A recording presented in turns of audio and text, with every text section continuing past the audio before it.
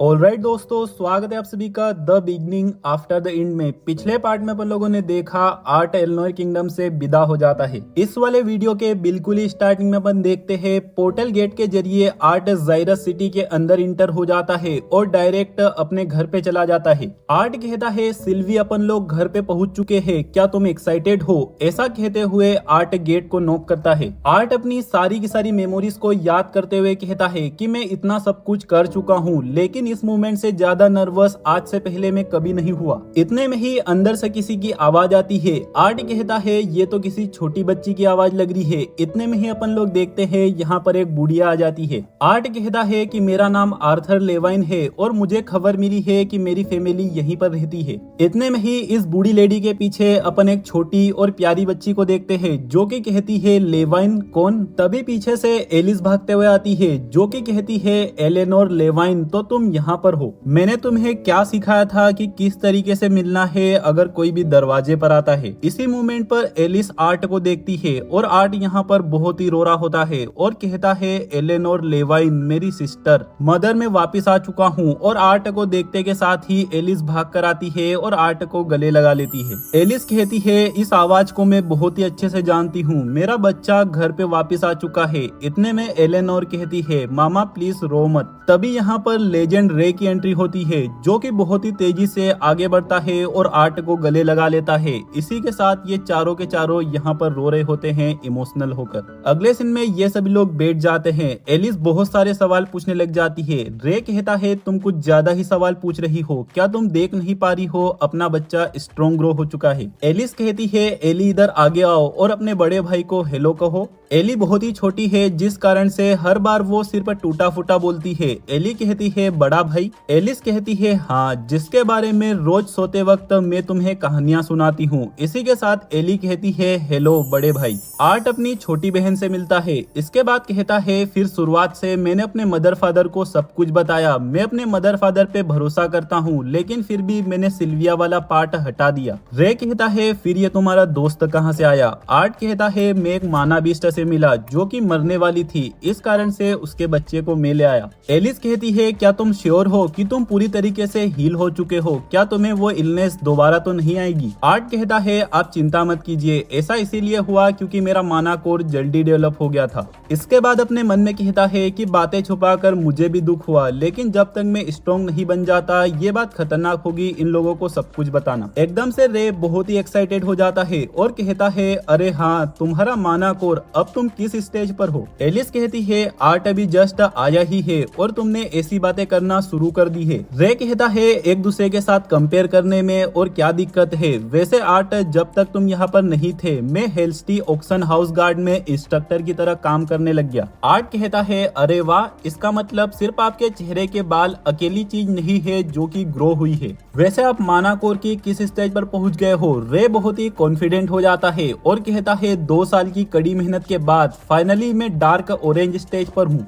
वैसे तुम किस स्टेज पर हो? आर्ट जवाब देता है कि लाइट रेड। और ये बात सुनकर भाई ये बंदा बहुत ही ज्यादा हैरान हो जाता है। रे कहता है लाइट रेड, होली शिट। और शिट सुनकर एली भी रिपीट करने लग जाती है। तभी पीछे से एलिस आ जाती है। रे मैंने तुमसे क्या कहा था कि एली के सामने किस तरीके के शब्दों का इस्तेमाल नहीं करना? रे कहता है प्लीज एली अब दोबारा मत कहना। रे आर्ट से कहता है क्या तुम सचमुच में लाइट रेड स्टेज पर हो? सब कुछ ही भूल जाओ, इसी वक्त चलो बाहर लड़ते हैं। दोस्तों इस वाले चैप्टर के ऊपर एक बंदा गन दिखाते हुए कहता है कि आर्ट की छोटी सिस्टर को लेकर कोई भी ख्याल अपने मन में मत लाना। अगले सीन में अपन देखते हैं आर्ट के घर में एक बंदा भागते हुए आता है और कहता है रे मैंने सुना कि तुम्हारा सन जिंदा है। इस बंदे का नाम विंसेंट है जो कि शायद से अपनी फैमिली के साथ आया है। रे जिस जगह पर काम करता है यानी कि हेल्स्टी ऑक्शन हाउस में वो इसी बंदे का है। रे कहता है तुम लोगों को मैं अपने बेटे से मिलाता हूँ। आर्ट कहता है आप लोगों से मिलकर खुशी हुई मिस्टर एंड मिसिस हेल्स्टी। मैं श्योर हूँ कि आप लोग थोड़े से हैरान हो, इसीलिए मैं माफी चाहता हूँ क्योंकि मैंने ही इन लोगों से कहा था मैं मेरे बारे में किसी को भी ना बताए। विंसेंट कहता है वो बच्चे क्या तुम श्योर हो कि रे तुम्हारा ही फादर है? आर्ट कहता है पहले भी लोग मुझे ऐसा कह चुके हैं और इसका जवाब हाँ है। इतने में ही विंसेंट की वाइफ जिसका नाम टाबिता है वो कहती है कि आर्ट हमारे घर में तुम्हारा स्वागत है, ये मेरी बेटी लिलिया है जो कि तुम्हारी एज की ही है, उम्मीद है कि तुम इससे अच्छे से दोस्ती करोगी। इतने में ही लिलिया की नजर सिल्वी के ऊपर पड़ती है और इसे भी सिल्वी बहुत ही ज्यादा पसंद आ जाती है और कहती है क्या मैं इसे टच कर सकती हूँ? रे विंसेंट से कहता है कि हम लोग अभी लड़ने वाले हैं और ये बात सुनकर विंसेंट हैरान हो जाता है। अगले सीन में अपन देखते हैं ये सभी के सभी लोग बाहर आ जाते हैं। विंसेंट कहता है एलिस तुम्हारा हस्बैंड मजाक कर रहा था है ना कि तुम्हारे बेटे का मानाकोर लाइट रेड कलर का है। एलिस कहती है मैं खुद हैरान हूँ लेकिन आर्ट हर चीज बहुत ही जल्दी सीख जाता है। विंसेंट कहता है तो क्या मुझे इस बात पे विश्वास करना होगा कि मात्र 8 साल का बच्चा 3 स्टेज तक प्रोग्रेस कर चुका है? आर्ट अपने मन में कहता है अच्छा हुआ इन लोगों को मैंने नहीं बताया कि मैं लाइट रेड स्टेज पर सिर्फ इसीलिए हूँ क्योंकि मैंने अपने मानाकोर की ट्रेनिंग करना बंद कर दी थी सिल्वी की विल के कारण से। इतने में ही ये दोनों लोग तैयार हो जाते हैं। आर्ट बहुत तेजी से रे के ऊपर हमला कर देता है लेकिन रे आर्ट के हाथ को पकड़ लेता है और कहता है तुम्हें इससे ज्यादा कोशिश करनी होगी। इतने में ही आर्ट अपने हाथ को छुड़ा लेता है और रे को फटाक से फेंकने की कोशिश करता है लेकिन रे भी अपने आप को संभाल लेता है। रे कहता है नॉट बैड, तुम्हें मौका मिल गया था लेकिन अब तुम्हारे फादर सीरियस होने वाले हैं। रे अपनी मैजिक का इस्तेमाल करते हैं और अपने आसपास फ्लेम्स ले आते हैं और कहते हैं ये ट्रिक मैंने तब सीखी थी जब मैं डार्क ऑरेंज स्टेज पर था। आर्ट अपने मन में कहता है कि इस वर्ल्ड में कॉन्जरर्स के पास में एक एडवांटेज होती है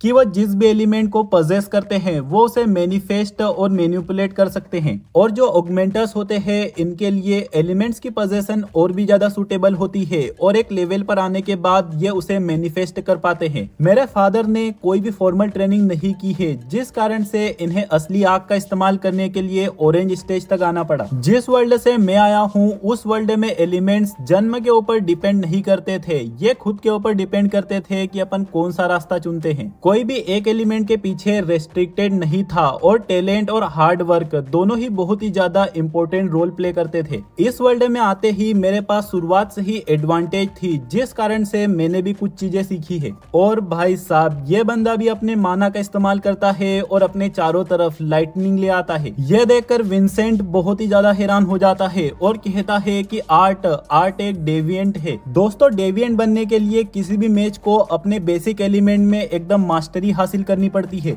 आर्ट लाइटनिंग का इस्तेमाल कर पा रहा है यानी कि इस बंदे ने फायर के ऊपर मास्टरी हासिल कर ली है। इसी के साथ आर्ट और रे के बीच में क्या ही तो एकदम अलग लेवल की फाइट शुरू हो जाती है। आर्ट बहुत ही तेजी से रे के ऊपर हमला कर देता है। रे भी अपने आप को पूरी तरीके से डिफेंड कर पा रहे होते हैं और इन दोनों के ही अटैक्स के कारण यहाँ पे बहुत ही बड़े बड़े एक्सप्लोजन होने लग जाते हैं। ये दोनों ही एक दूसरे के इंटेंस अटैक्स को डोज और ब्लॉक कर रहे होते हैं। आर्ट अपने मन में कहता है कि मेरे फादर के पास एडवांटेज है और इनके पंचेस पहले से ज्यादा शार्प हो चुके हैं। इतने में ही आर्ट तेजी से नीचे की साइड आ जाता है और रे की चिन पे हमला करने वाला होता है। अपन लोग देखते हैं दोनों ही बंदे इस पोजीशन पे आके रुक जाते हैं। तभी रे हंसते हुए आर्ट को अपने गले से लगा लेते हैं और कहते हैं बहुत बढ़िया। तभी सीन थोड़े पास्ट में शिफ्ट हो जाता है। आर्ट कहता है एक डेविएंट की तरह लाइटनिंग में मेरे पास एडवांटेज है और मेरी आइस एबिलिटी अनस्टेबल है। मेरे पास और भी ज्यादा रास्ते हैं लेकिन अभी तक मैंने साउंड और ग्रेविटी को अनलॉक तक नहीं किया है। लेकिन फिर भी अपने पेरेंट्स के सामने चोर दिखाने में बहुत ही ज्यादा मजा आ रहा है।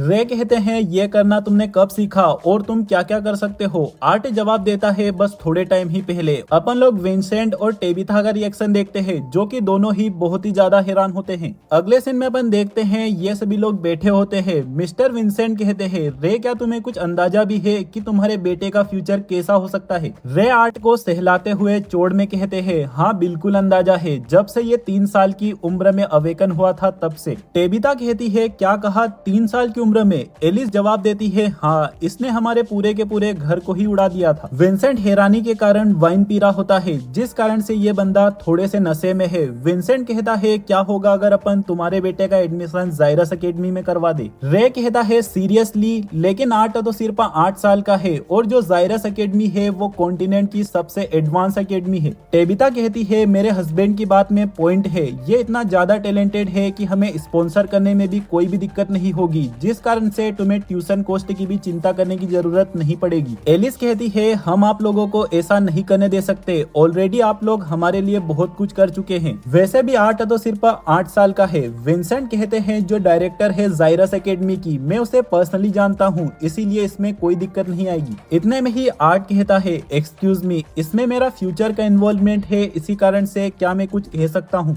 आर्ट ने इन लोगों से क्या कहा ये अभी दिखाया नहीं गया है। इसी के साथ यहाँ पर रात हो जाती है और रात के टाइम में ये तीनों बातचीत कर रहे होते हैं। रे कहता है जब से हमें ये पता चला कि तुम इतने ज्यादा कैपेबल हो कि तुम फ्यूचर में स्ट्रॉन्गेस्ट मेज बन सकते हो, फिर भी ये आज की सेकेंड बेस्ट न्यूज है, क्योंकि दोस्तों फर्स्ट बेस्ट ये है कि आर्ट इन लोगों के पास वापस लौट चुका है। एलिस कहती है तुम्हारे फादर सही है और शायद से अब तुम इतने ज्यादा बड़े हो चुके हो कि तुम अपनी बूढ़ी मदर को एक गुड नाइट किस भी नहीं दे सकते, है ना। यह सुन के आर्ट को शर्म आ जाती है, लेकिन फिर भी फाइनली वो एलिस को किस कर देता है और फिर ये लोग आर्ट को सुलाकर यहाँ से जाने लग जाते हैं। एलिस एकदम से मुड़ के कहती है कल के दिन अपन शॉपिंग पे चलते हैं तुम्हारी सिस्टर के साथ, ताकि तुम लोगों के बीच में बॉन्ड अच्छा हो जाए। आर्ट कहता है ठीक है, बढ़िया है। एकदम लास्ट में रे जाते हुए कहता है कि जो भी विंसेंट ने कहा बुरा मत मानना, वो सिर्फ अच्छा ही सोच रहा था। तभी अपन लोग देखते हैं उसी मोमेंट को जहाँ पर आर्ट कहता है कि मैं रिस्पेक्ट के साथ आपसे ये कहना चाहता हूँ कि मैं अभी अभी अपनी फैमिली से मिला हूँ, क्या इन लोगों के साथ मैं टाइम स्पेंड कर सकता हूँ इससे पहले कि मैं ये डिसाइड करूँ कि मुझे यहाँ से जाना चाहिए या नहीं। विंसेंट कहता है हाँ बिल्कुल तुम सही हो, मैं कुछ ज्यादा ही तेजी से सोच रहा था।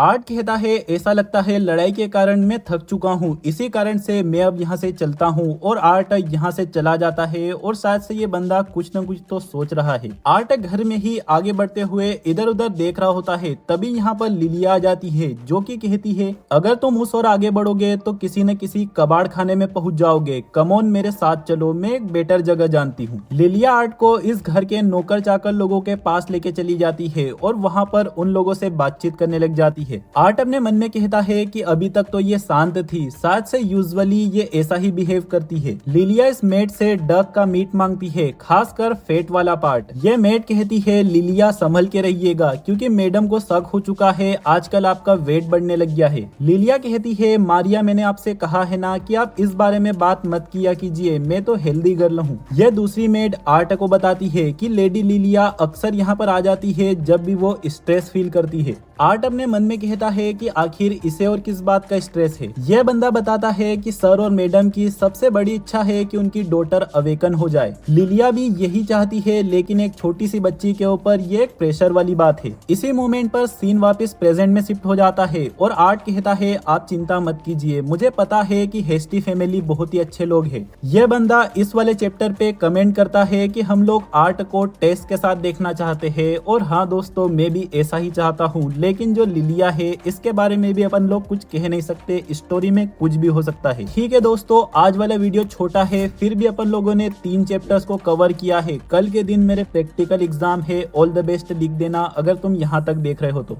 तरसों के दिन ड्रैगन बॉल सुपर का पार्ट आएगा और उसके बाद नर्सों के दिन आएगा इसका नेक्स्ट पार्ट। चैनल को सब्सक्राइब करके बेल आइकन को ऑल पे सिलेक्ट कर देना। मिलते हैं बहुत ही जल्द।